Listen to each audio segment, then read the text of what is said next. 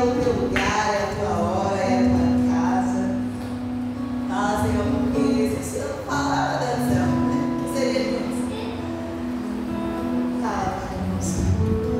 Me usa como instrumento para falar com o teu povo. Porque eu não tenho nada para oferecer, mas o Senhor possa estar me conectando direto, para mim saia constante aquilo que o Senhor quer.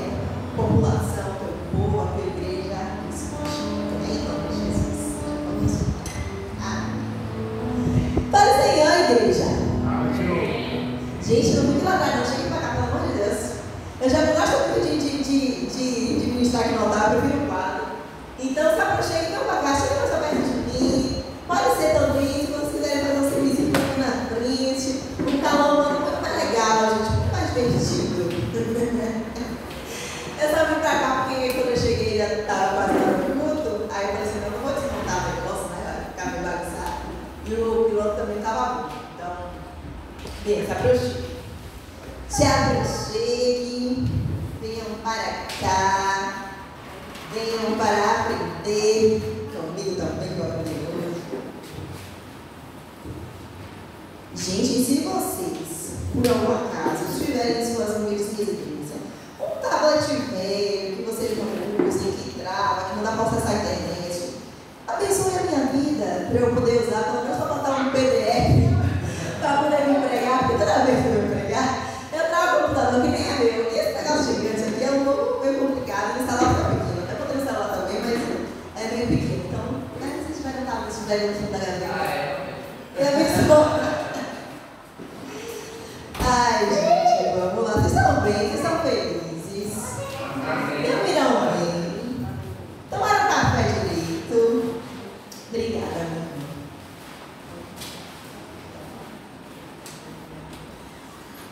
Já vou beber um olho d'água aqui, minha garganta não está muito boa. Toda hora eu vou beber um pouquinho de água, mas vamos focar em pé por 5 segundinhos só para ler a palavra que é pique de Chica. Está lá em João 8:32.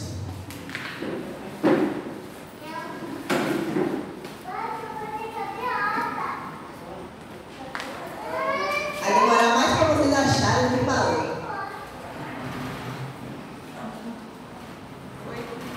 8:32. Uma palavra desconhecida, nunca ouvi falar disso. Olha só.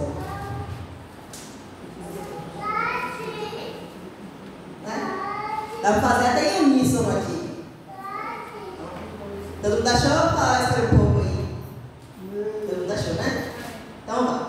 E conhecereis a verdade, e a verdade vos libertará. Vocês comigo agora? Conhecereis a verdade, e a verdade vos libertará. Amém, pessoas? Vamos sentar, pode sentar à vontade. Hoje, continua sendo rebelde, eu estou aqui na frente do curso da Cereberia. Então vamos ser um participativo, beleza? Vou repetir de novo. Conhecereis a verdade vos libertará. O que você entende desse versículo? Assim, a primeira coisa que está na cabeça, precisa agora. O que você entende desse versículo? Isso é verdade. Jesus liberta. O que mais? Se livrar da ignorância. Que é a palavra do Beto, né? Que lê a Bíblia. Que lê a Bíblia liberta. O que mais? Que mais? Que mais? Vocês entenderam errado. Vocês entenderam errado. Porque quando a gente conhece a verdade, a gente é liberto de muitas coisas. Por exemplo, assim, nós temos um conhecimento do que é certo e do que é errado. Tudo errado. Cristo é a verdade. A verdade acredita na Cristo é a verdade. Tudo errado. Tô falando brincando. Nós temos mundo de verdade, é isso que a gente vai falar hoje aqui. Nosso padrinho de casamento, de Luana, Thiago, ele recentemente tem falado, tem sido até um pouco repetitivo em falar alguns versículos que nós crentes às vezes interpretamos de forma errada ou de forma incompleta, né? E aí eu pensei assim, pô, da próxima vez que eu vou ministrar, eu vou falar sobre isso. E aí eu esqueci totalmente disso, né? Mais uma vez eu sabia que eu ia pregar hoje. E eu tô pensando que eu vou pregar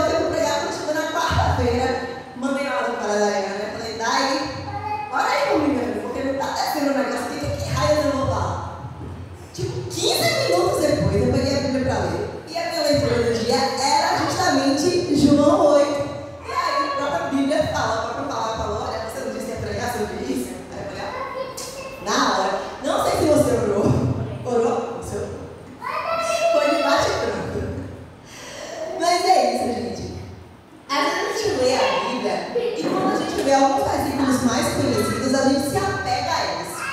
E repete aquilo, e fala aquilo. E às vezes a gente fala de forma errada, fala na hora errada, no contexto errado. E às vezes a gente faz isso só por costume. De fato, a palavra fala, né? Conhecereis a verdade vos libertará. Mas para tudo, inclusive e principalmente para a palavra de Deus, a gente precisa entender o contexto. O que é que vem antes, o que é que vem depois, o que é que aquilo foi dito, para quem aquilo foi dito, né? E aí tem um podcast que eu e o Juan gostamos muito de ouvir, que é o Descobre. E eles têm um quadro que se chama Você Entendeu Errado. E aí eu peguei alguns desses vídeos, alguns exemplos que ele coloca lá, né? Alguns exemplos da minha cabeça também. E eu trouxe aqui para a gente poder passear na Bíblia e ver alguns casos, são muitos casos, mas ver alguns casos de que o contexto faz toda a diferença naquele texto. Tem até um ditado que o pessoal fala, né? Um texto sem contexto, é pretexto para heresia. E de fato acontece, né? E talvez você concorde com aquilo que eu vou dizer. Talvez você não concorde, tudo bem. A gente está aqui justamente para analisar os textos e entender que tem profundidade nas coisas, né? Não é só aquilo. Então já estou aqui até me isentando, se eu estiver entendido errado também. Já estou me isentando aqui, porque o objetivo hoje é a gente analisar junto, beleza? E ver se a gente está enxergando a Bíblia de forma ok ou se superficialmente. Aí no final você pode gabaritar, pode ter ido assim, você eu entendi tudo certo. Glória a Deus pela sua vida, mas que isso seja um estímulo para a gente continuar aprendendo de Deus. E caso você, assim como eu, perceba que às vezes a gente fala uma coisa que não tem nada a ver com a outra, calma, que Deus vai, o Espírito Santo vai nos revelar e é isso aí. O primeiro texto está lá em João 10:10. Não vai ser o 8. Não vai ser o 8. Porque tem que deixar aquele gostinho assim, ai meu Deus, o que aconteceu com o 8? Vamos lá, João 10. Diz assim: o ladrão vem somente para roubar, matar e destruir. Eu vim para que tenham vida e a tenham em abundância.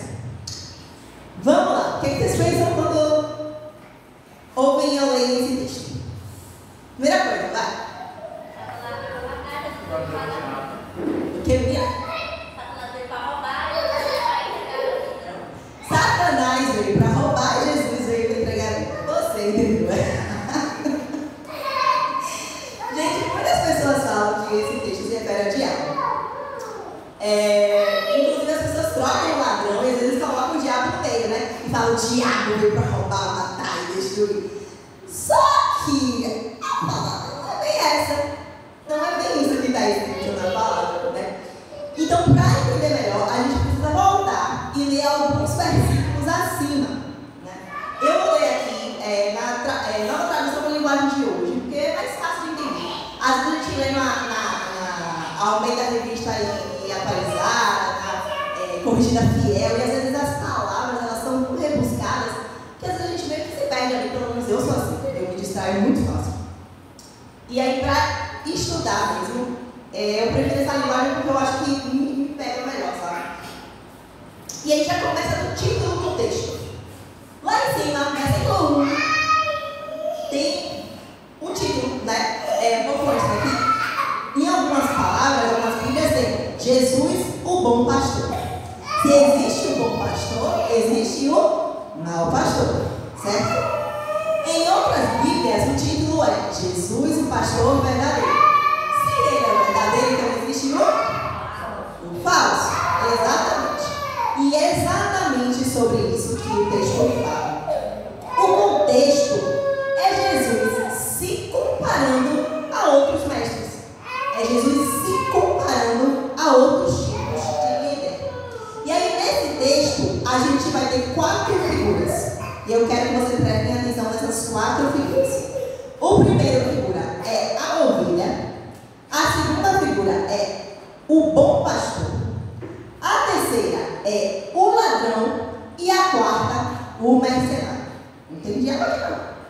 Então vamos lá, vamos ao texto, versículo 1. Jesus, o pastor verdadeiro. Jesus disse: eu afirmo a vocês que isso é verdade. Quem não entra no curral, quem não entra no aprisco das ovelhas pela porta, mas pula o muro, é ladrão e bandido. Pausa. Quem é a porta? Jesus. Quem é a porta, igreja? Jesus. Jesus é a porta. E quem não vai por Jesus é? Ladrão e bandido. Está lá no versículo 1. Vou ler de novo. Eu afirmo a vocês que isso é verdade. Quem não entra no curral das ovelhas pela porta, mas pula o muro, é um ladrão e bandido. Versículo 2. Mas quem entra pela porta é o pastor do rebanho. O porteiro abre a porta para ele. As ovelhas reconhecem a sua voz quando ele as chama pelo nome. E ele as leva para fora do curral, fora do aprisco. Quando todas estão lá fora, ele vai na frente delas, elas seguem porque reconhecem a voz dele. Mas de jeito nenhum seguirão estranho. Pelo contrário, elas fugirão, pois não conhecem a voz de estranhos. Versículo 6. Jesus fez essa comparação, mas ninguém entendeu o que ele queria dizer. Pausa.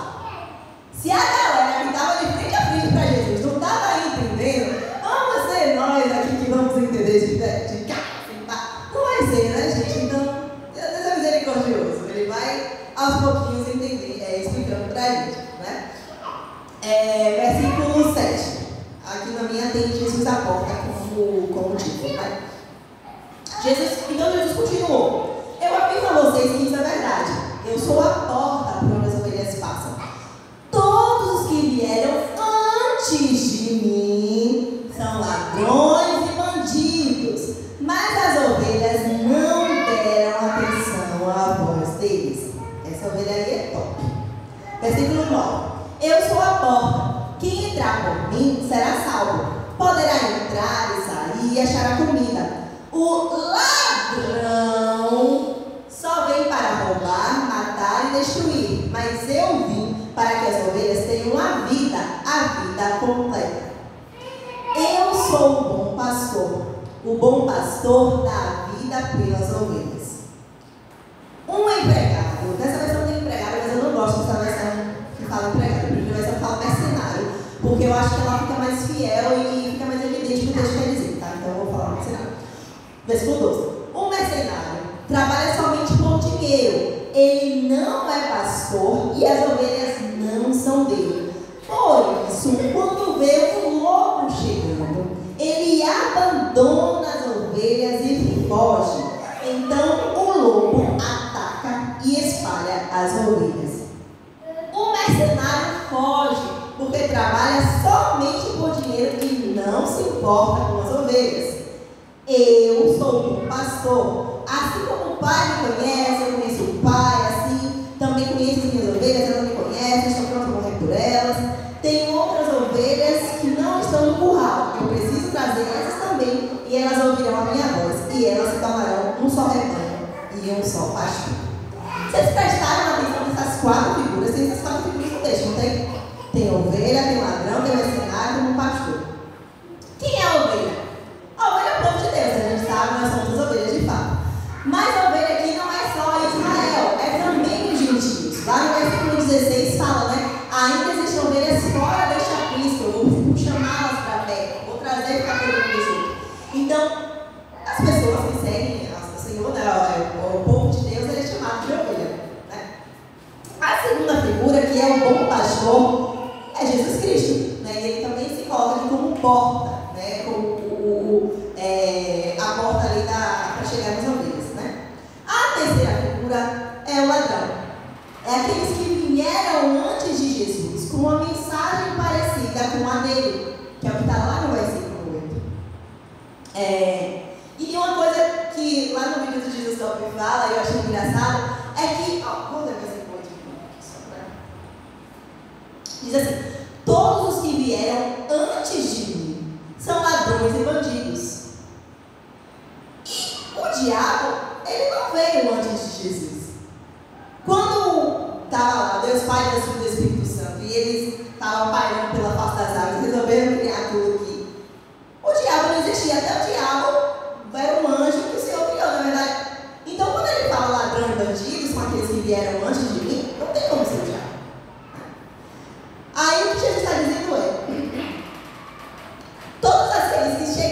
com uma mensagem parecida com a dele, mas não passaram pela porta, são ladrões e bandidos. O que ele está se referindo aqui são aos falsos líderes, aos falsos mestres. São aqueles que aparecem ali no meio das ovelhas, mas não têm compromisso com elas, não têm compromisso com a palavra do Senhor. São aquelas que estão ali no meio, mas estão fazendo mal para a ovelha, né? Trazendo talvez uma palavra errada, uma deturpação da palavra do Senhor, de forma que mata, que rouba e que destrói a ovelha, né? O ladrão, ele faz mal diretamente para a ovelha. Já o mercenário é aquele tipo de pastor que só visa aquilo que a ovelha tem para oferecer, que só recebe da ovelha, recebe da ovelha, recebe da ovelha, mas quando o lobo vem, quando o mal vem, ele foge e larga a ovelha sozinha, abandonada, porque ele está preocupado só consigo mesmo. Vou até botar lá no texto do mercenário. Cadê? 12 versículos. O mercenário trabalha somente por dinheiro. Ele não é pastor e as ovelhas não são dele. Por isso, quando vê o lobo chegando, ele abandona as ovelhas e foge. Então, é esses tipos de mestres, esses dois tipos de mestres que o Senhor está se comparando aqui. Porque ele fala, né? Eu sou o bom pastor. E se tem um bom pastor, tem o mal, tem esse ladrão, tem esse mercenário, tem essas duas figuras ali que fingem que são bons líderes, mas não são, né? Ambos eles são falsos mestres. Então o texto é sobre o bom pastor e o mau pastor. Não é sobre o bom pastor e Satanás. Vocês entendem isso? A diferença? Aí você pode falar, mas Satanás mata, rouba e destrói. Beleza, eu também acredito nisso, né? Satanás não seria um bom pastor. Com certeza não seria um bom pastor. Satanás usa o mau pastor. Usa o mau pastor. Mas o texto em si, ele está comparando Jesus com o mau pastor. Né? Não está falando se referindo diretamente ao diabo. Entendeu? Está falando do bom pastor Jesus e o mau pastor. Né? Aí a questão é que esse texto é sobre Jesus. Esse texto está enaltecendo o nosso rei. Ele está dizendo, olha, eu sou a porta, eu sou o que vou cuidar de vocês. Eu vou ser aquele que vai unir os povos, eu vou ser aquele que não vou deixar vocês sozinhos, porque eu sou o bom pastor. Os outros não são. Né? Então, assim, às vezes a gente fala as coisas assim e não olha, né? O que veio antes, o que veio depois, né? E aí eu pergunto, o que vocês acham sobre isso? Vocês têm algum comentário a fazer? A minha interpretação eu entendi errado também. A gente vai no vácuo da cultura, né? E a pegar uma sigla, a gente multiplica isso, que é a cultura nossa, a palavra da missa para matar o pai. Jesus veio para você, para te dar vida em abundância, e lá vai dar tudo. O que faz total sentido. O que faz total sentido. Mas assim, é importante a gente entender o contexto no qual as coisas elas são ditas. Mas realmente ele é assim mesmo. O segundo versículo. Só rapidinho, eu estava pensando aqui, no meio do cochilo, eu acordei com uma coisa que você falou de interpretar pretexto, né, texto, para ter o contexto.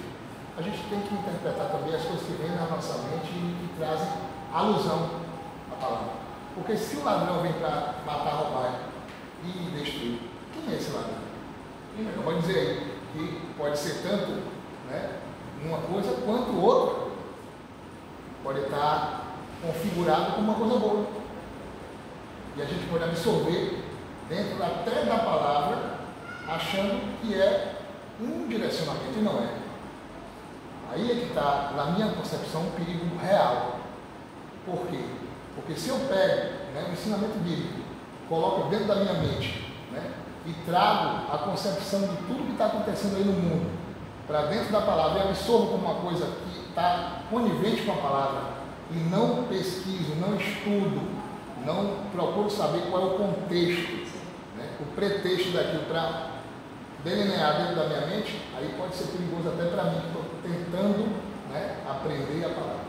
Com certeza. E a palavra de Deus, ela fala sobre tantas e tantas coisas. fala sobre tudo. Que se a gente quiser fazer alguma coisa errada, a gente consegue, através da Bíblia, justificar nosso erro.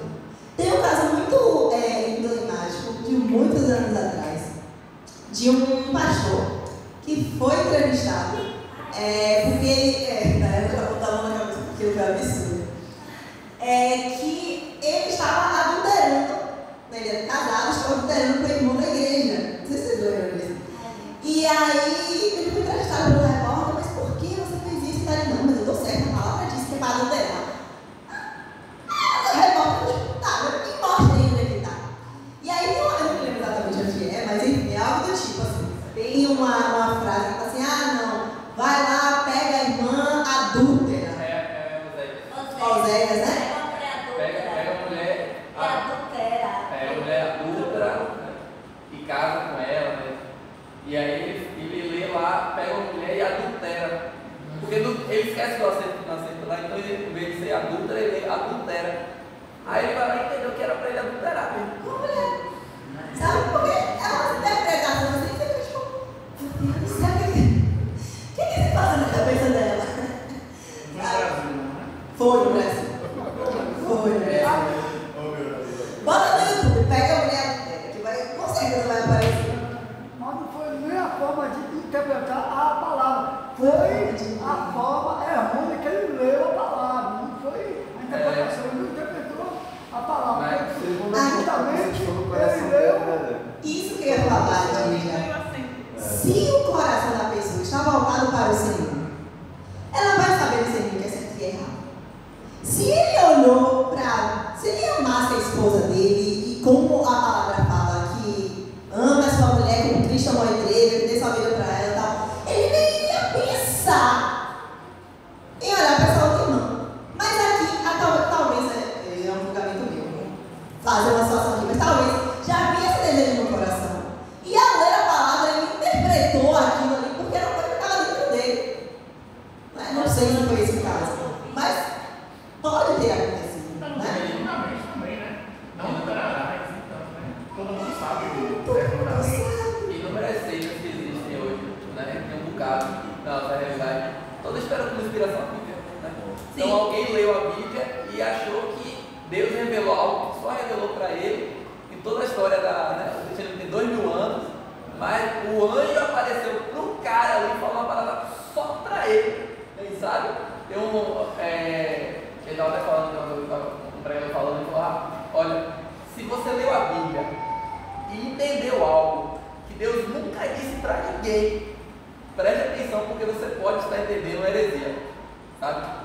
Porque assim, você pensa em quantos pregadores, né, famosos, pessoas estudiosas, e Deus nunca disse isso para ninguém. Pô, coloca, né? Vai entender como estudar direito, ver se realmente é Deus, se você está entendendo alguma coisa errada, sabe? Às vezes é bom distinguir qual é o longe que está sussurrando. Exatamente. Mas não está sussurrando no seu ouvido. E eu já disse. É isso aí, né? Pois é. O segundo texto que a gente vai analisar está lá em Mateus 7, versículo 1. Também bastante conhecido. Versículo 1.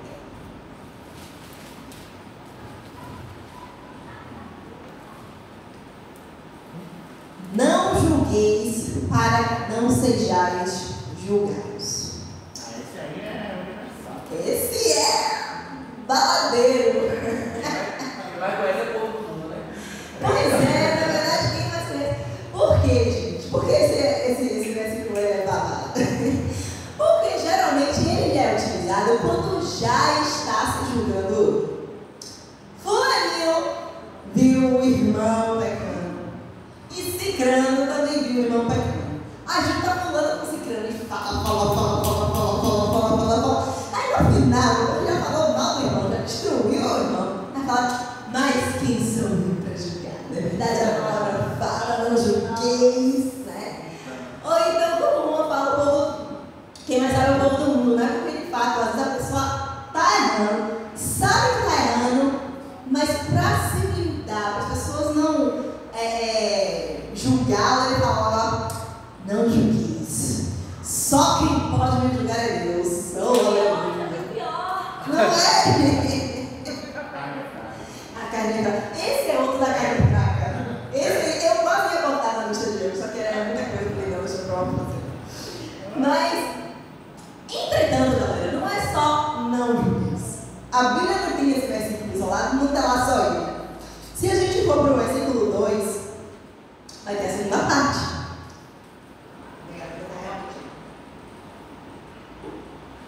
Diz assim, pois, porque ó, não julgais para não ser julgados, beleza?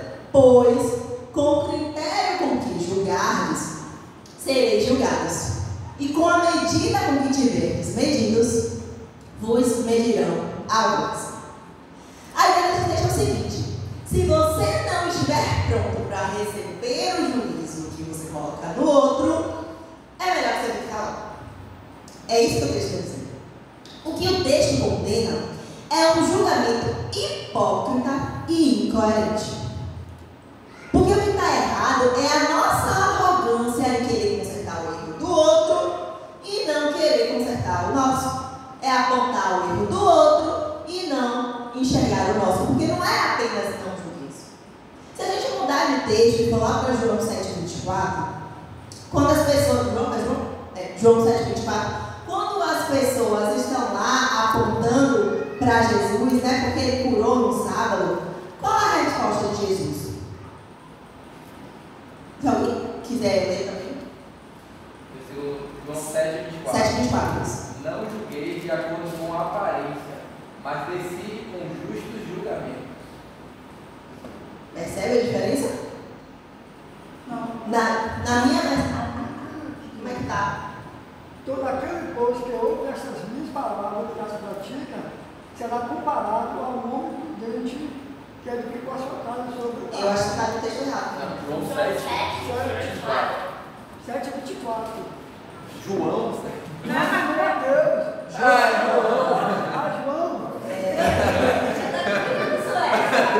Você ouviu errado. Eu julguei errado.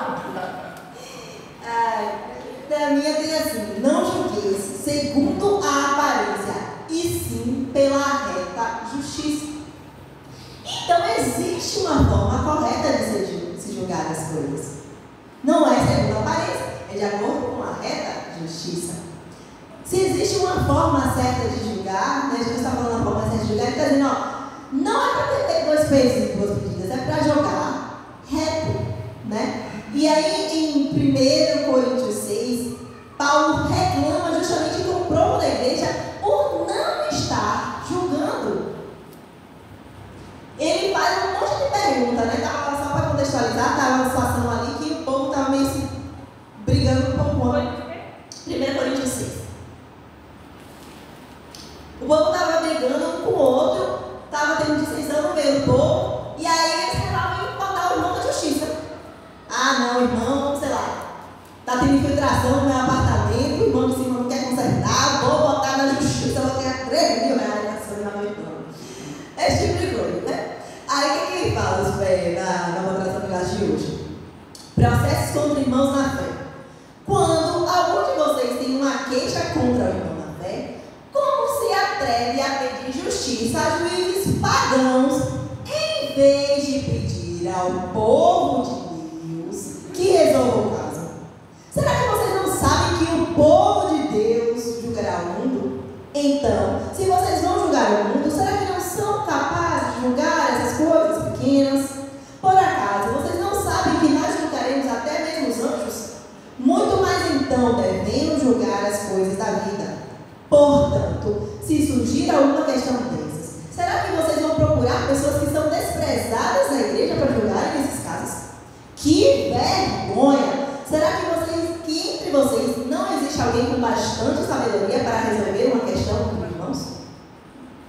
Que vergonha! É dessa forma que Paulo se refere às pessoas. Ele está me estressado. Paulo ele é baiano. Baiano do outro lado da serra. Mas, o que ele está perguntando aqui? Será que entre o povo de Deus, será que não tem ninguém com sabedoria para poder julgar as coisas que estão acontecendo, essas coisas pequenas? Será que não tem ninguém com sabedoria para julgar segundo a palavra com retidão? Com retidão, com amor, com misericórdia, conforme a palavra nos ensina?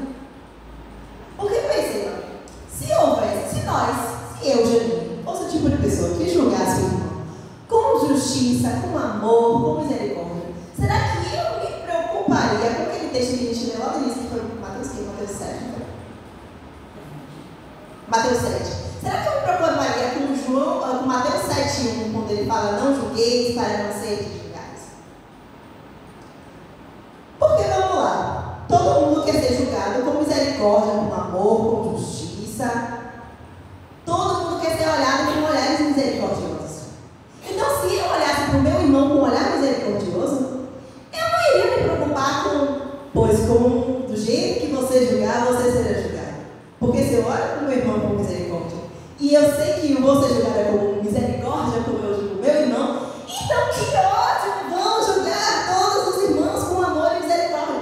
Dá para entender? Vamos lá. Qual é a preocupação desse não julgueis? É porque geralmente quando a gente fala não julgueis, a gente... Deixa eu tentar explicar de uma forma, você vai com a caixa de entender. Quando a gente julga o irmão, a gente fala sobre julgar o irmão, geralmente a gente está preocupado de falar mal do irmão. É apontar o erro, é dizer que o irmão errou, é dizer que o irmão está fazendo isso, está fazendo aquilo, é falar mal do irmão. A nossa preocupação não é direcionar o irmão, não é conduzir o irmão para um lugar onde ele possa fazer aquilo que é a vontade de Deus. Raramente a gente faz isso, porque infelizmente a gente olha o irmão, a gente julga, a gente acha que o irmão é errado, a gente acha que... mas a gente não tira a trava do nosso próprio olho. Mas o certo é julgar o pecado. A Bíblia manda você julgar o pecado e não o irmão. Não, eu não quero entrar nesse contexto, nesse ponto aqui, porque senão vai ficar uma conversa maior.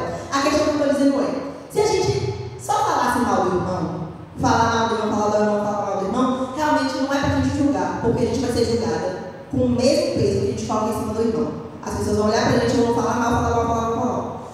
Porém, se a gente julgasse o irmão com amor, com justiça, com retidão, com compaixão, segundo a palavra nos fala, conforme Jesus falou ali em João 7,24, né? Com retidão, com justiça, nós também seríamos julgados com compaixão, com amor, com retidão, com justiça. Porque o que está falando lá no texto?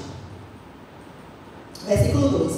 Pois, com o critério que você julgar, você será julgado. Com a medida que você tiver medido, vão medir você.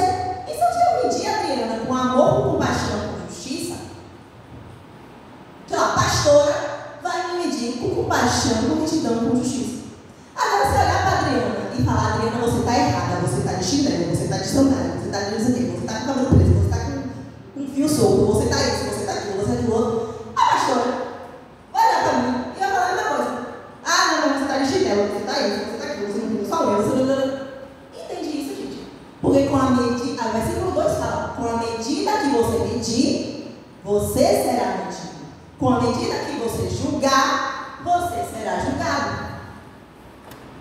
Porque a gente usa isso fora do contexto, porque quando a gente fala não julgueis, a gente está pensando em apontar o erro dos outros.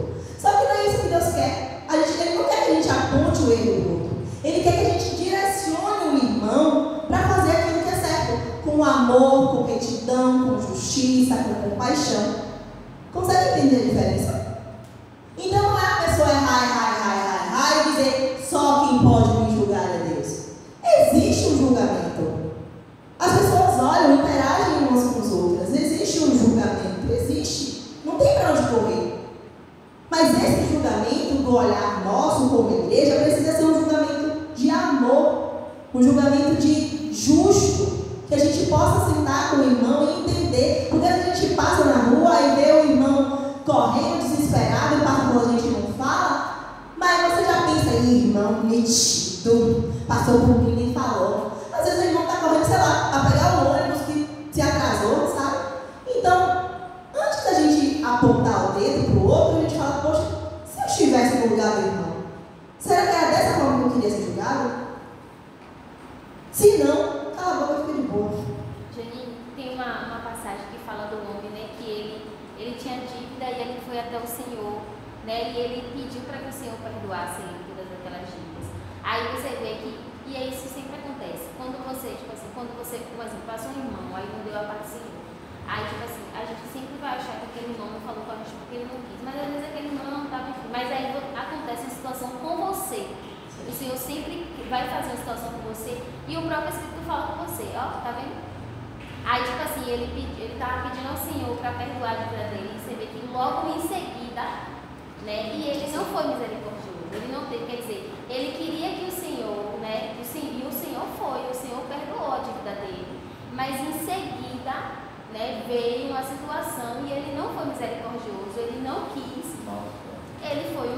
ou seja, né, a gente, muitas das vezes, a gente tende a isso, como você falou, né?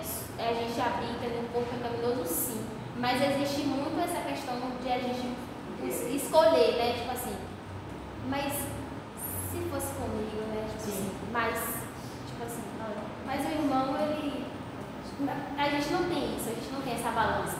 A gente só busca a nós, a gente é muito egoísta, né? A gente só pensa na gente. A própria palavra fala que todos os pecados e todos foram destituídos da graça. Então, todo ser humano, ele está suscetível e está sujeito a errar. Né? Então, todos nós, a palavra fala que a graça é o favor merecido, né? Sim. Não é porque nós somos bons, é a misericórdia do Senhor mesmo. Né? Então, quando a gente tem esse olhar, é importante a gente se ver, esse olhar que a gente pode ser aquele irmão também. Que erre, né? Talvez a gente vai julgar, mas a palavra fala, aquele que está de pé, cuide-se para que não caia, né? Então, talvez a gente vê, pô, não fez aquele absurdo, talvez pode julgar, mas, meu Deus do céu, tem a misericórdia na minha vida também. Mas às vezes aquele absurdo você até pensou também. Aquele absurdo, porque o irmão cometeu. E você que pensou muitas das vezes também é o mesmo absurdo, porque não tem um pecadinho para cada um. Tudo é pecado. Se a gente vê um erro, também a gente não pode se isentar de falar. Você está vendo seu irmão. Se você está vendo seu irmão, está caindo no precipício. O cara tá Mas não um olhar de julgamento, mas um olhar de misericórdia. Não vou falar não, porque, né? Aí a gente acaba se isentando que eu não quero julgar. E quando esse cara cai no buraco, eu não vou chegar lá e não vou falar, pô, meu irmão, será que isso aqui está fazendo errado? Sabe? É você constatar aquilo que é óbvio, frente àquilo que a gente acredita que é verdade. Né? Como ela falou, com amor, com mansidão. É porque na sociedade que a gente está hoje, se eu falo assim, não, 1 mais 1 é 2. O outro não, na minha visão 1 mais 1 é 3. Não é 1 mais 1. 1 mais 1 é 11. Você tem que respeitar a minha opinião, porque 1 mais 1 é 3 para mim. Eu estou olhando aqui, eu acho que é 3. A minha opinião você tem que respeitar. Não, 1 mais 1 é 2. Aqui na China, em Marte, onde você quiser. Então o pecado vai conduzir à morte onde você estiver. Ah, não concordo. O problema é seu, vai morrer do mesmo jeito. Concordando. Só que você fala com amor, você fala amor. Quando a gente está em um tribunal perante o juiz, ele não vai julgar segundo o que ele acha, mas ele tem que seguir a lei. Ou seja, eu não posso chegar e ter o meu achismo, mas eu tenho que falar com ele o que está escrito, porque o juiz, por mais que ele ache, mas a lei diz o quê? Aí ele tem que fazer, gosta ou não, ele vai ter que fazer. E eu quero te ler o João 8:26. Fala que que pra gente julgar com justiça, né? João 7:24. Julgar conforme a palavra do Senhor. Tremendo. O irmão vai falar. Veio até à tona na minha mente aqui, foi o irmão que fez aqui, elucidou muita coisa. Que é trazido a Jesus, essa mulher cultura. E quando eles trazem, eles querem deixar Jesus assim, uma bem. Se ele chega lá e diz que é para a pedra mesmo, onde é que está o amor? Né? Onde é que está? E se ele disser que não, ele vai contra a lei. Então, quando traz, aí ele diz assim, então atira a primeira pedra, porque ele não tinha pecado. Então. Jesus foi perfeito, porque ele julgou ela. Ele não disse que ela estava certa, ele falou, você está errada. Até depois ele mas ao mesmo tempo foi com perdão, né? Foi com amor, né? Para que ninguém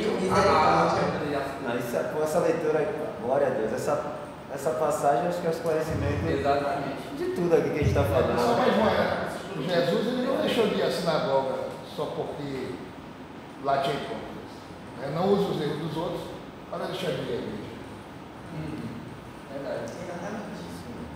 Eu não vou, tipo assim, mas eu não vou para a igreja, mas é para falar que você tem que congregar, como é de costume de muitos. Ou seja, a própria Bíblia tipo assim, como ela falou, tem gente que usa a Bíblia para justificar o seu pecado, mas a lei, a Bíblia diz, né? Tipo, o que a Bíblia diz? Jane está pregando, você tem que porque eu já pensei. Eu já pensei assim, ensinar na igreja que tanta gente errada, né? Sim. Por que eu vou para lá? A gente julgando o pessoal. Mas o que a Bíblia fala para você? Que a gente não pode deixar a congregação como é de costume de muitos.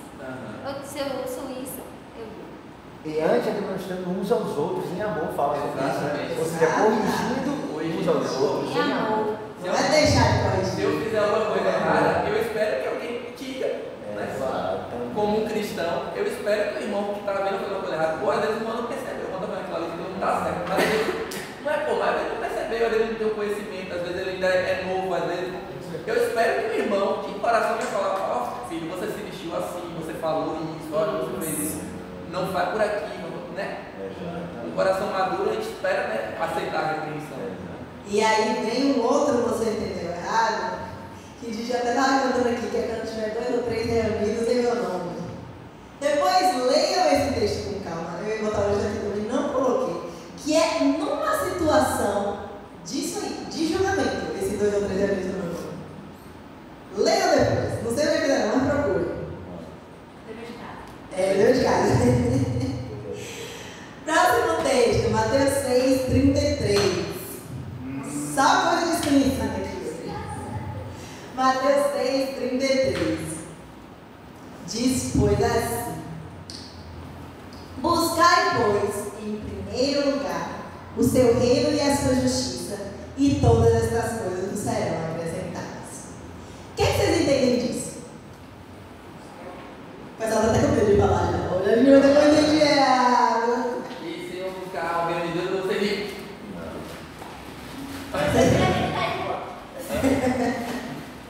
Eu vou ter tudo. Vocês vão colocar roupa no bate escatório. O reino de Deus. A Bíblia diz que o reino não é nem comida, nem bebida, né?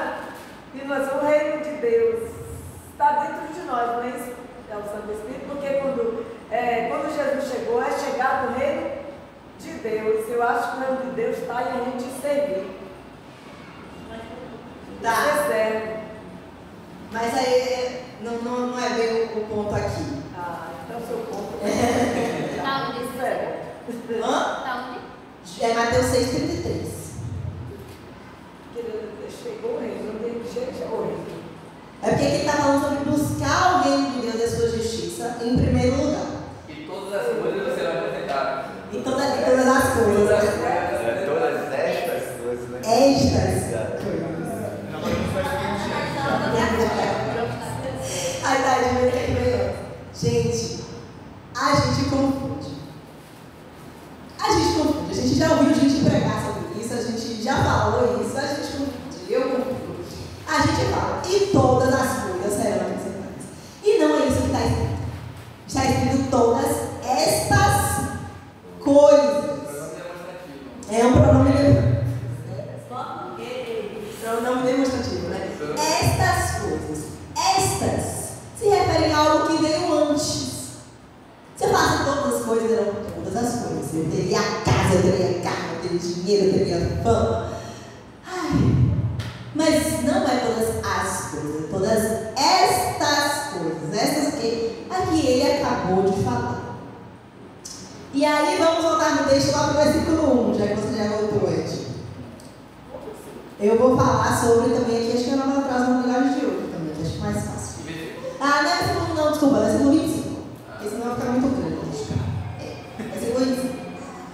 Diz assim, por isso vos digo, não andeis ansiosos pela vossa vida, quanto que vos haveis comer ou beber, nem pelo vosso corpo que haveis de vestir. Não é a vida mais do que o alimento, e o corpo maior do que as vestes? Observai as aves do céu, não semeiam, não colhem, nem ajuntam em celeiros, contudo, vosso Pai Celeste as sustenta. Porventura não valeis vós muito mais do que as aves? Qual de vós, por ansioso que esteja, pode acrescentar um côvado ao curso de sua vida? Por que andeis ansiosos quanto ao vestuário? Considerai como crescem os lírios do campo. Eles não trabalham nem fiam. Eu, contudo, vos afirmo que nem Salomão, em toda a sua glória, se vestiu como qualquer deles. Ora, se Deus veste assim a erva do campo, que hoje existe e amanhã é lançada no forno, quanto mais a vós outros homens de pequena fé. Portanto, não vos inquieteis dizendo: que comeremos, que beberemos ou que vestiremos? Porque os gentios é que procuram todas estas coisas, pois vosso Pai Celeste sabe que necessitais de todas elas.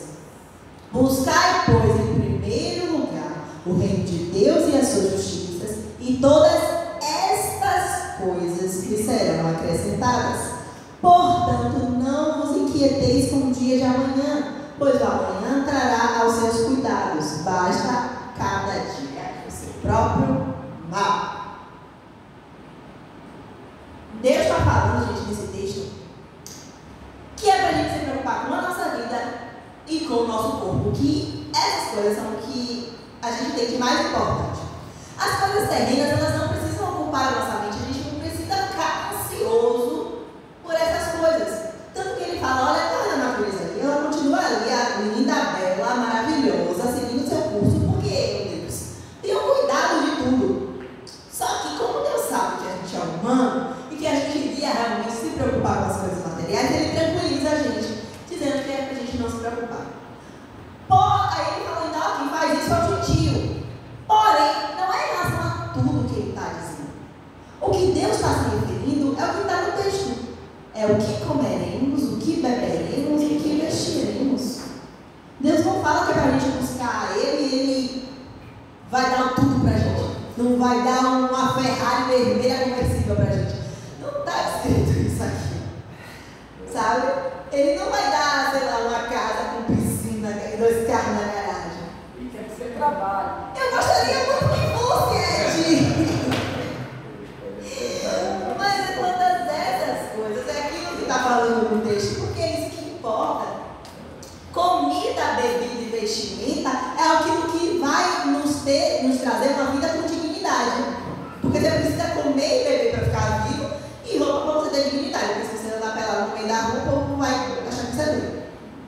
Então ele está dizendo do básico, aquilo que é essencial para a nossa existência. Ele não está prometendo para a gente alegria infinita. Ele não está prometendo para a gente um PhD ou um MBA. Ele não está prometendo para a gente uma bolsa na faculdade, conhecer o mundo, viajar por aí. Devo viajar Pode ser. Mas não nesse contexto, né? Essa palavra. Você não vai fazer isso, né? Ele faz igreja. Ele faz milagres, ele faz milagres. Mas ele não está se comprometendo aqui com a sua alegria. Ou seja, se você tivesse sem roupa, sem vestir, comer, você vai usar essa palavra aqui para orar. Claro que se você estiver buscando a justiça, Senhor, eu estou buscando ser reino dessa justiça, eu preciso de comida. A sua palavra está escrito, né? Pega a senha. Sobre a sua Pega a senha, cada vez que roupa nova aí. Quem quer roupa nova aí? Roupa nova. Roupa Quem tá pensando de roupa nova aí? Aqui, ó. Comida, bebida. Segunda vez que eu branco com essa mesma. Aleluia, olha aí. Sai, irmã. Senhor, a tua palavra está escrita na sua palavra. Olha, melhora a unção aí. Como se eu tivesse para cumprir. Um amigo meu, ele estava na UFBA, na faculdade, e aí ele fazia um curso técnico e ele falou, se você passar na faculdade, eu vou dar tudo que você precisar para terminar seu curso, né, para fazer o seu curso. Aí ele passou, né? Aí ele, ô pai, eu quero um carro para poder ir para a faculdade. Ele, não, você não precisava, como é que o transporte, o valor da passagem de mim, você quer dar tudo que eu preciso, não. Você precisa ir, pronto, como é que é a passagem de hoje para você ir? Aí é interessante, você falou de chave, às vezes você não precisa, talvez aquilo que você quer lhe desvie do caminho. Exatamente. Mas é o que você precisa. É o que Você precisa ir para a faculdade, então você precisa de fé. No caso, você quer lá, né? Não é o que você É diferente do que você precisa e do que você quer. Às vezes você quer o que você não precisa. É isso aí, você está aí a chave. Eu não me preocupo porque eu vou beber, porque graças a Deus tem água aqui. Já ofereceu a água. Está se cumprindo a palavra. Mas isso aí que a Bíblia falou é realmente. Pegou a Bíblia aí. Aí tipo, como criou um carro? Deu a Bíblia aí. É isso aí. Ele não precisava do pai, ele precisava da Bíblia. Gostei. Você precisa daquilo que é essencial. Amém. Fez a faculdade para mim. Aí eu estava pensando que era o carro que pegou uma Bíblia. vai conquistar seu carro através da palavra. Pois é. Deixa eu ver agora. E se Deus não der o carro, a gente vai de ônibus. Se Deus não der o ônibus, a gente vai a pé, contanto que a gente tenha vida, contanto que a gente tenha saúde, tenha dignidade. E aí a gente vai continuar buscando o primeiro reino de Deus, a sua justiça, porque esse é o motivo principal por qual nós somos filhos. para adorar ao Senhor, para buscá-lo, para disseminar a palavra dele. Né? Então, se Deus não te deve, irmão, não é pra você ficar triste, não, viu? A gente fica triste mesmo, né? Mas, perdoa nós. O quarto texto, gente. O quarto texto está em Jó 41, versículo 22. Esse aqui acabou. Esse aqui me destruiu as minhas bases, acabou de verdade comigo. Eu fiquei triste quando eu descobri isso aqui, 41, 22. Gente.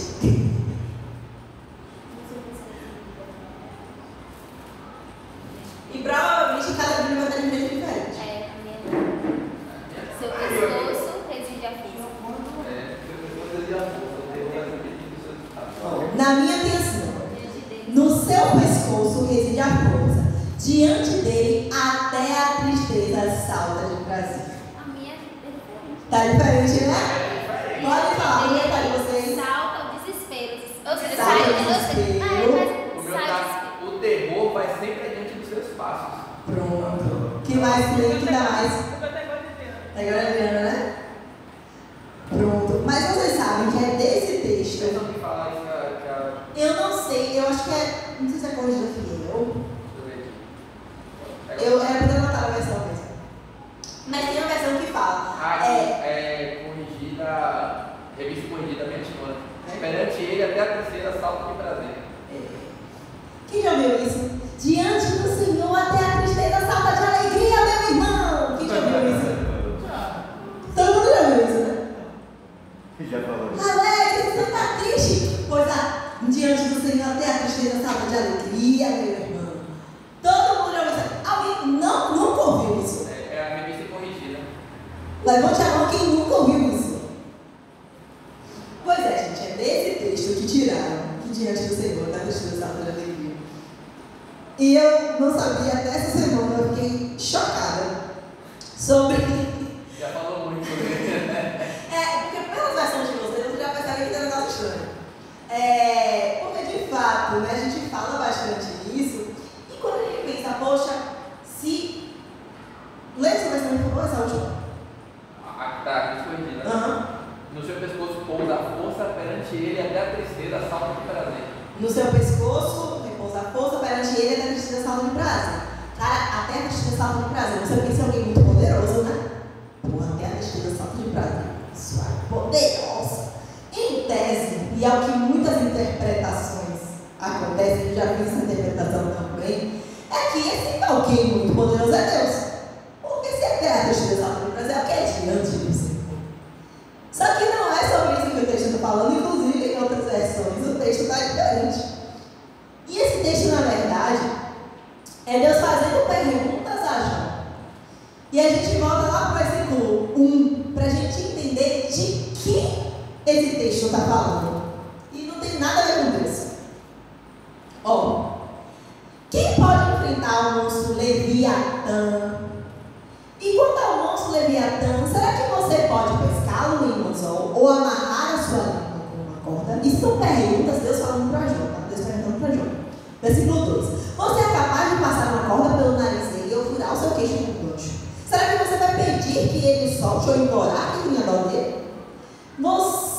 Será que ele vai fazer um trato com você, prometendo trabalhar para você pelo resto da vida? Será que você vai brincar com ele como se fosse um passarinho? Você vai amarrá-lo a fim de servir como um brinquedo para as suas empregadas? Será ele vendido para um grupo de pescadores? Será que para isso o cortarão em pedaços? Será que você pode enterrar as lanças no seu couro, fincar os arpões de pesca na sua cabeça? Tente encostar a mão nele e será uma vez só, pois nunca mais você esquecerá a vida. Só de olhar para o monstro Leviatã, as pessoas perdem toda a coragem e desmaiam de medo. Se alguém o provoca, ele fica furioso. Quem se arriscaria a desafiá-lo? Quem pode enfrentá-lo sem sair ferido? Ninguém no mundo inteiro. Agora vamos falar das pernas do Leviatã, do seu tamanho e da sua força sem igual. Quem pode arrancar o couro do cobre ou furar a sua dupla couraça? Quem é capaz de fazê-lo abrir a sua queixada rodeada de dentes terríveis? As suas costas são cobertas de fileiras de escamas, ligadas uma à outra e duras como pedras. Estão coladas tão tão bem umas nas outras que nem o ar passa por entre eles. Serão ligadas entre si e bem coladas, de forma que ninguém pode separar. Quando Leviatã espirra, sai faísca, dos seus olhos brilham como o sol ao amanhecer. A sua boca lança chamas e dela saltam faíscas de fogo. O seu nariz solta fumaça como a de galhos que queimam debaixo de uma panela. O seu sopro acende um fogo. Da sua boca saem chamas. A sua força está no seu pescoço. Diante dele até a tristeza salva de alegria. No seu couro não existe ponto fraco. Ele é duro, firme e duro como ferro. O seu coração cruel não tem medo. É duro como uma pedra de moinho. Quando ele se levanta, até os mais fortes ficam apavorados. O medo os impede de agir. E vai aí um monte de coisa de Deus falando sobre o Leviatã, que era um ser místico, um ser marinho, com o qual o homem não podia domar. Deus não está nesse texto falando de si próprio. E eu li o texto mesmo longo justamente para vocês perceberem o tempo todo é Deus falando sobre o Leviatã. Interessante que diz aqui que na mitologia bíblica o Leviatã é o rei dos soberbos. E nesse contexto não faz sentido dizer que a tristeza falta de alegria. Exatamente. Faz sentido ter essa tradução. O terror vai sempre diante dos seus passos. Por isso que quando a gente está estudando, né, é bom a gente pegar várias versões e comparar. Eu acho que o desespero cai até, mas melhor do jeito. Exatamente. O que ele está falando aqui é assim, como é que eu posso dizer? A tristeza estremece na presença do Leviatã. O Leviatã coloca tanto medo, tanto pavor, que até a tristeza se estremece diante dele, né? E por que Deus está falando isso aqui? Se a gente, todo mundo conhece a história de Jó. Jó perdeu filho, perdeu casa, perdeu bens, perdeu tudo menos a mulher. E aí no capítulo 31, Jó está tentando se justificar para Deus, declarando a sua integridade. O título é Jó declara a sua integridade. E ele fala, Deus, se eu tenho falsidade, se meu coração me deixou seduzir por mulher, se eu encobri as minhas transgressões, ok, beleza, faz sentido esse sofrimento, mas se eu fiz, essa é a minha defesa. Eu estou achando isso aqui está injusto, o que eu estou só passando, está injusto. E aí, vamos lá, muitas coisas acontecem, vai lá no capítulo 38, aí Deus fala, em outras palavras, meu filho se enxerga. Onde é que você estava quando eu lancei os fundamentos da terra? Você está querendo saber mais que eu, meu bem? Né? Não sei nem se ironia toda, mas é mais ou menos isso que Deus fala. E aí, no capítulo 41, ele continua falando para Jó. Jó, ele confronta Jó, né? Jó, tá vendo o Leviatã? Ele é isso, ele é aquilo, outro. Diante dele, você consegue fazer alguma coisa? Porque eu consigo, né? Você está confrontando o meu poder, você está confrontando, duvidando da minha justiça, se achando injustiçado. Quem é você, Jó? Para estar se achando alguma coisa? Você pode diante do Leviatã? Você não tem poder diante dele? É um confronto de Deus com Jó, dizendo, olha meu filho, se enxerga, acorda, né? Se você está passando por alguma coisa, o motivo tem. Você não tem que se achar injustiçado, o motivo tem. E eu, Senhor, posso todas as coisas, eu posso com o Leviatã, eu posso. Então é basicamente Deus falando já, querido, assim, qual é a sua insignificância? Fique tranquilo, fique de boa, né? Então, o contexto é esse. E aí, por conta de algumas versões, aí vem essa interpretação aí de que diante do Senhor até tristeza de alegria, o que não tem nada a ver com o texto. E às vezes a gente olha, a gente fala, esse aí tá amarrado, esse aí tá muito amarrado. Só que eu fiquei muito chocada quando eu vi isso aqui quando chegou. No final fala até que ele falou no 34, né? Ele vê tudo que é alto, é rei sobre todos os filhos da soberba. Dentro do que você está falando, Jó estava ali, ele achando que era tão temente, mas tão justo, tão dedicado, tão tudo, que ali ele estava sendo soberbo. Você vê que na verdade a tristeza ela vai sair quando você está na presença. Ou seja, tipo assim, quando você está na presença do Senhor, a tristeza vai sair. Né? Tipo assim, um exemplo. Tem gente que, nesse contexto, como você falou, tipo assim, é uma outra coisa, uma outra situação, né? Mas a gente vê no livro de Salmo várias vezes Davi falando, né? Que quando ele está na presença, ele se alegra, né? Sim. Tá entendendo? Porque, tipo assim, a tristeza, ela sai sim quando você está na presença. Exatamente. Né? Só que nesse contexto em si, o Senhor está falando isso aqui para ele, né? Mas a gente vai ver outras versões da Bíblia falando, né? O livro de Salmo é repleto disso. Davi falando vários livros de Salmos sobre isso. E quando a gente está na presença, quando a gente está com o Senhor, ela sai. Alegria quando me disseram vamos à casa do Senhor. Tem várias coisas sobre isso. Mas essa frase em si, que é fora de contexto. Eu acho que o que nos leva a entender é que a alegria nossa, ela vem do Senhor. Às vezes a pessoa vai nascer a felicidade vem de Deus. A Bíblia não tem dizendo que você vai ser feliz. Ele diz que a alegria pode o choro durar toda a noite, né? Mas a alegria ela vem. Existem vários textos. A alegria nossa vem de Deus. Tristeza como alegria. A questão de hoje aqui é a gente entender o contexto de algumas frases que a gente fala cotidianamente, sabe? E que tira do contexto. Essa frase específica está fora do contexto. Não é se referindo a Deus, é se referindo à alegria. Mas, obviamente, quando a gente está com o Senhor, a tristeza, ela nos abandona, né? Porque em todo momento Deus fala, né? Ele bem lembrou de Salmos, fala bastante sobre isso. Davi desesperado, triste, angustiado, guerra, morte, escravidão. E aí o Senhor vem ali como uma força, como um refúgio, como uma fortaleza, como um motivo, né, de ânimo de viver. Né? Então não é que a tristeza vai ficar triste para sempre. Não é que diante do Senhor estaremos tristes. Não. É questão que esta frase em específica foi retirada do contexto. Entendeu? Está ligado com o Senhor, porque muitas vezes a presença está ali, você está louvando, a gente nem sente. Está ali, mas como diz o crente Ema, que a cabeça está lá fora. Mas aí já é particular do irmão. É isso que eu estou dizendo, que muitas vezes a gente alegria salta. É uma palavra que você tem que receber ela para o milagre. É verdade. Às vezes a gente fala isso. A está aí, ó, a presença forte, não tem. Tem Neemias 8:10, também falando sobre tristeza e alegria, a parte B. Este dia é consagrado ao nosso Senhor. Não se entristeçam, porque a alegria do Senhor é a nossa força. Que é outra frase que a gente fala também. E aí essa frase a gente fala certo.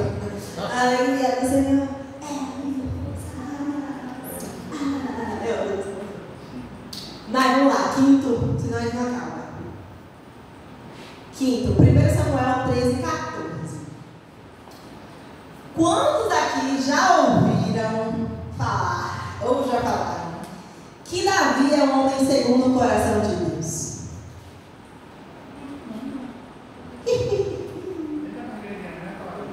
Pois é. Agora vamos analisar este texto. O que é que ele diz? 1 Samuel está o segundo coração de Deus. Literalmente está no 1 Samuel 13:14. Mas vou começar a ler a partir do 13:13. Diz assim: Então disse Samuel a Saul: Procedeste neciamente e não guardastes o mandamento que o Senhor teu Deus te ordenou. Porque agora o Senhor teria confirmado o teu reino sobre Israel para sempre. Porém, agora não subsistirá o teu reino. Já tem buscado o Senhor para si um homem segundo o seu coração. E já lhe tem ordenado o Senhor que seja capitão sobre o seu povo, porquanto não guardaste o que o Senhor te ordenou. Esse texto é bem autoexplicativo, né? Saul foi levantado rei de Israel, mas andou pelo caminho que não era para ele andar. Então Deus falou assim: vou tirar você, vou colocar outro. Beleza? E aí quando Deus fala, né, que Saul seria substituído, quem ficou no lugar de Saul? Quem ficou no lugar de Saul? Davi. Né? Só que acontece, esse segundo coração. Por que esse segundo coração? Né? Essa afirmação aí que Samuel faz não é referente especificamente a Davi. Porque nesse momento que ele fala, Deus vai escolher um homem segundo o coração, Samuel nem sequer conhece Davi. Ele só vai ver Davi, só vai conhecer Davi lá no capítulo 16, lá na frente, quando ele vai na casa de Jessé. Aí passa um,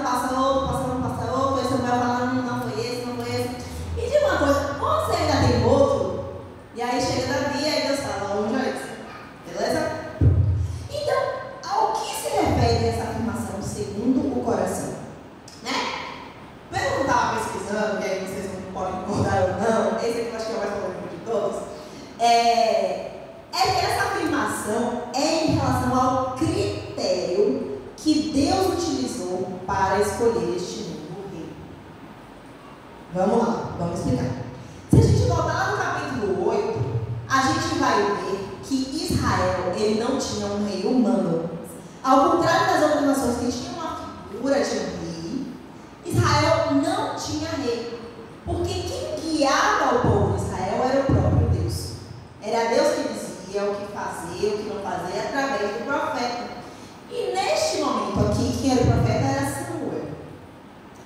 E aí, o que acontecia, né? O próprio Deus, quando o povo se desviava do caminho dele, ele disciplinava o seu povo.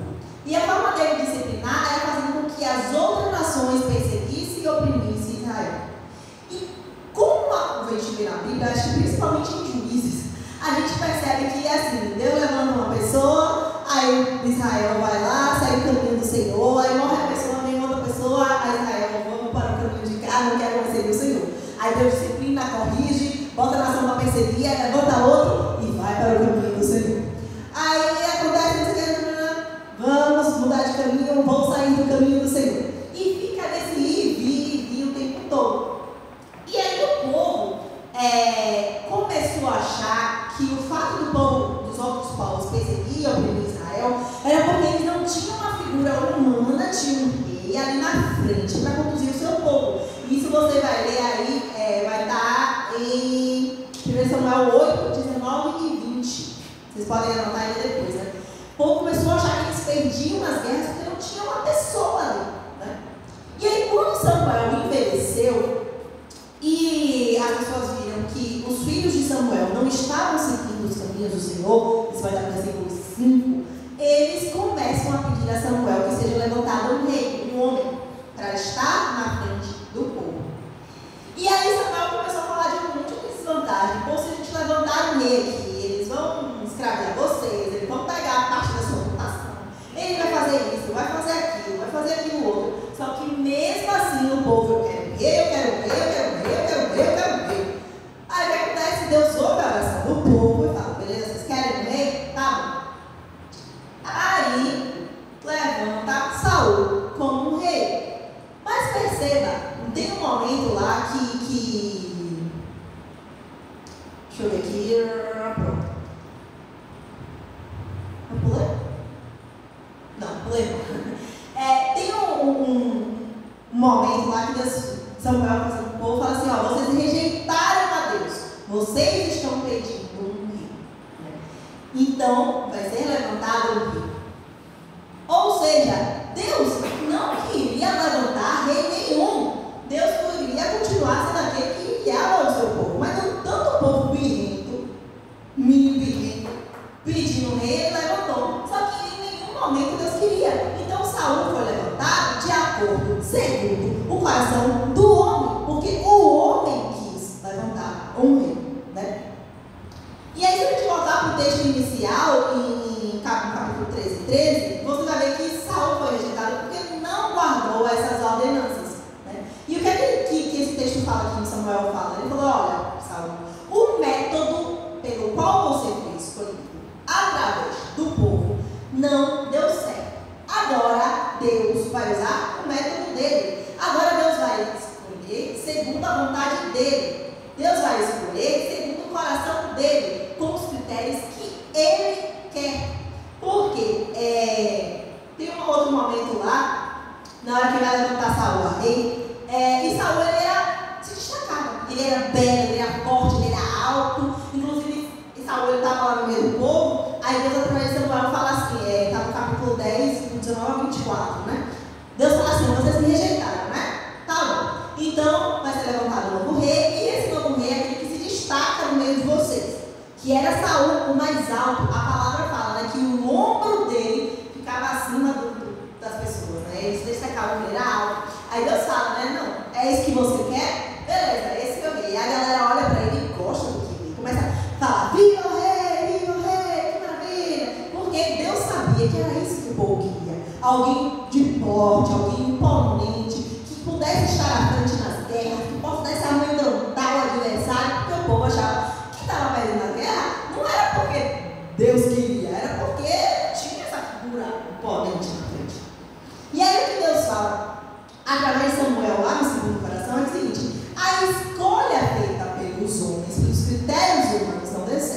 agora eu vou escolher pelos meus critérios. E aí Deus levanta Davi. E esse Davi, sendo ele pequeno, mirrado, último da fila, ele não passa pelo aval do povo. Ele não é apresentado ao povo, o povo fala viva ao rei. Ele unge Davi para rei. E por muito tempo, Davi é o rei, só Deus sabendo, digamos assim, né? Então, é mais em relação a isso, porque, voltando para o início, Deus não queria estabelecer um rei, nem Saul e nem Davi. E por que eu digo que nem Davi? Calma lá, antes de você julgar.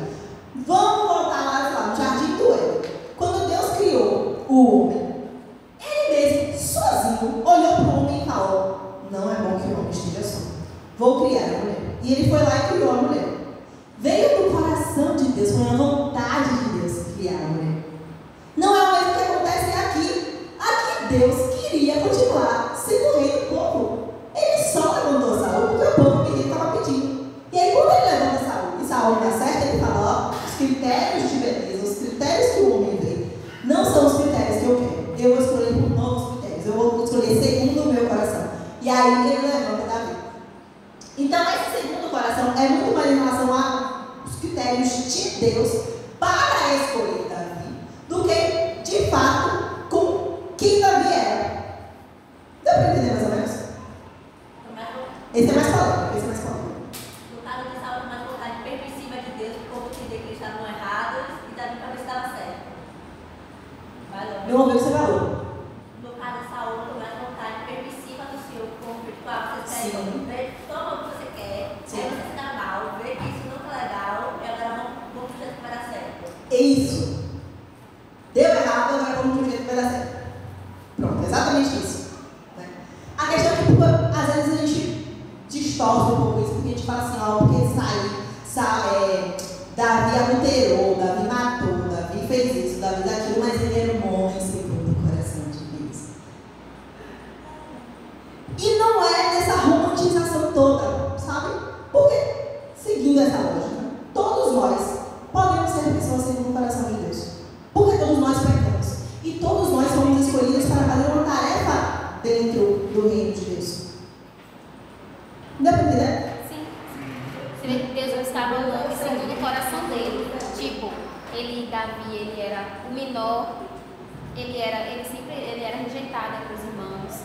Tipo, ele era ruivo, ou seja, ninguém dava nada por ele. Você vê que o próprio Deus lá no Isaías já falando, ele fala que o Senhor, ele era transfigurado, ou seja, ele não tinha nenhuma aparência, ele não tinha nenhuma beleza. Ou seja, você vê as características que Deus fala, né? Tipo assim, é aquele que ninguém dá nada, porque o homem ele tende a se atentar para a aparência. Né? Ele está todo ali, bonitinha, né? Como você falou, Saul, ele era bonitão, ele era alto, né? Mas a gente tem, não é que Davi era segundo o coração, mas Deus buscava uma pessoa segundo o coração dele. Sim. Dessa forma. Eu creio que é por isso que também a gente ora pedindo algo ao Pai, mas em primeiro lugar que seja feita a vossa vontade. Segundo o coração de Deus, segundo a vontade de Deus, exatamente.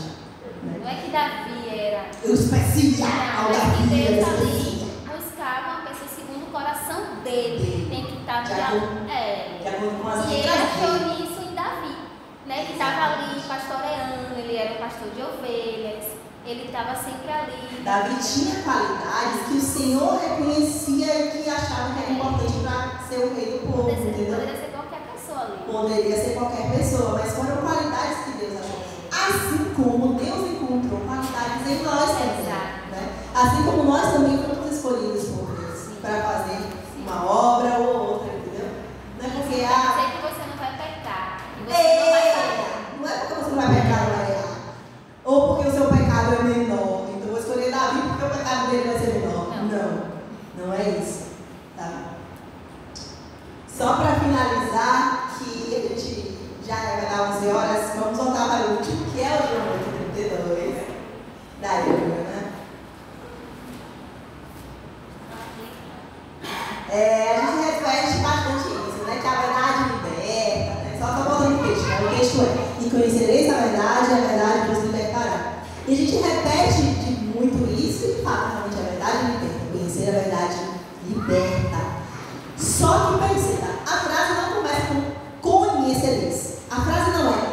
conhecereis a verdade e a verdade vos libertará. Antes do conhecereis, tem uma coisa aí. O que é que tem antes do conhecereis?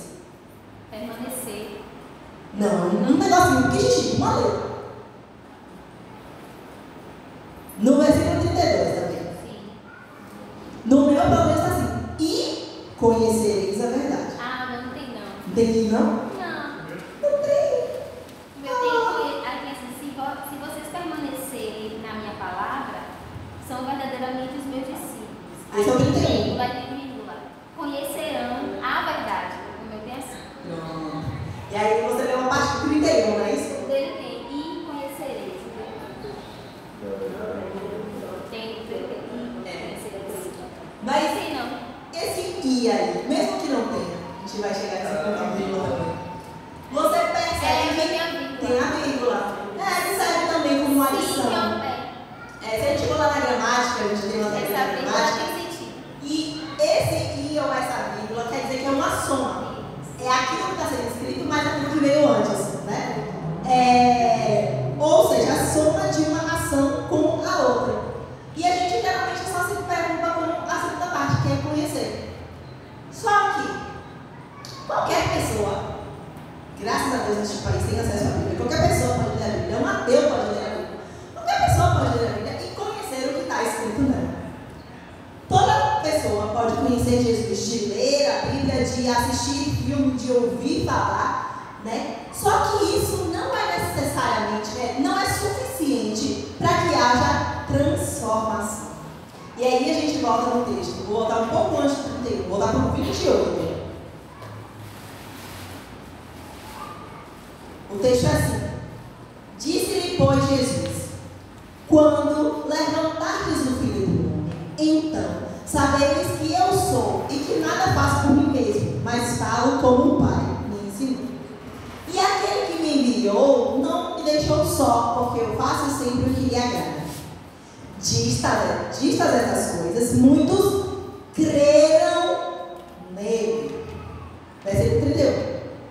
Disse, pois, Jesus aos judeus que haviam crido nele o seguinte: se vós permanecerdes na minha palavra, sois verdadeiramente meus discípulos, e, conhecereis a verdade, e a verdade vos libertará. Percebam que aqui Deus está falando para uma multidão, um monte de pessoas, e lá no versículo 30 fala, e muitos creram nele. No versículo 31, Jesus se vira para aqueles que haviam crido em Jesus e fala para eles, não fala para todo mundo, fala para quem havia crido em Cristo. Se vocês, pequeno grupo, permanecerdes na minha palavra, sois verdadeiramente meus discípulos, e só então conhecereis a verdade vos libertará. Então, para que haja essa libertação, não é só conhecer. Em primeiro lugar, a gente precisa crer em Jesus Cristo. Crer que Ele veio, crer que Ele é o próprio Filho de Deus, que Ele é o próprio Deus, que morreu na cruz para nos salvar dos nossos pecados. Então, o primeiro passo para ser liberto é crer. Ou seja, muitos estão encarcerados, porque tem muitos incrédulos. Né? Muitos incrédulos. Quantos que leem isso aqui não fazem nada diferente? Não conheço, gente. Você vê que tem Bíblia que fala aquele que crê e for batizado. Certo. Ou seja, não é o batismo. O primeiro é a crença. Primeiro eu tenho que crer, depois eu ser batizada, aí eu vou ser salva. Exatamente. Isso faz toda a diferença. E depois de crer, é necessário permanecer. Não é crer uma vez e tchau, benção. É permanecer com Jesus. É andar junto, é seguir a palavra. Porque é isso que vai fazer a gente ser reconhecido verdadeiramente como discípulos de Deus. Discípulos de Jesus. E aí, conhecereis a verdade. Então, é um processo. Tem coisas, tem etapas que precisam acontecer que a gente não pode simplesmente pular só para conhecer isso. Mas tendo nós aqui, que já somos crentes em nosso Senhor Jesus Cristo, Estamos aqui, permanecemos aqui, firmes e fortes, às 11 da manhã, com fome para o almoço já. Não. Tá fome não? Eu estou com fome. Claro que eu estou com fome. Hoje ele fala daquele de dois se concordar, porque eu já entendi, mas é bom, fala. Pô, é muito Concordar, parecido. sei que dá assim, mas Onde é que está esse texto? Dê uma palhinha. Eu deixava a próxima fazer a parte 2. Polêmicas parte 2. É porque ele Eu vou deixar a parte 2. no contexto ele fala sobre julgamento. Tipo, para você julgar alguém, ele fala assim, né? Sempre tenha duas testemunhas para você observar, né? Ou coisa. Não vá sozinho. Era lei, né? Na época. tinha que ter, né? Você não pode falar de algo, você tem que ter duas testemunhas para comprovar. Por isso que Jesus fala, né? Que quem testifica ele é o Pai e o Espírito. Ele tinha duas testemunhas que testificavam a palavra dele. Quando ele fala assim, não é porque se dois ou mais estiverem ali, ali está ele. É porque tem duas testemunhas afirmando que aquilo é verdade. Então a canção Toda a Terra, ela fala de... É cortada do lixo. Tá na Mateus 18. Deixa eu abrir aqui o texto, vai. Aí, onde dois ou mais estiverem reunidos, estarei no meio deles, no sentido de que a verdade estará ali, sabe? No sentido de que a justiça estará ali. Entendeu? A justiça se fará presente porque Se tem tiver, duas testemunhas. Isso é muito lógico, assim, porque traz a situação, por exemplo, se você estiver sozinho, Exatamente. o Senhor vai se fazer presente, mesmo você estando sozinho ali. Se tivesse aqui sozinho, pregando. Exatamente, o Senhor Eu vai pensei que eu estivesse sozinho aqui e Jesus ia estar aqui. eu só vou estar presente aqui se tiver dois ou três, não. Só tiver você ali, porque vai ter um momento que Jesus você estará ali no sentido de que a verdade vai prevalecer. Porque tem duas testemunhas. A justiça será feita. Eu vou voltar aqui no texto, é o versículo 15, diz assim: se o seu irmão pecar contra você, vá e mostre o erro.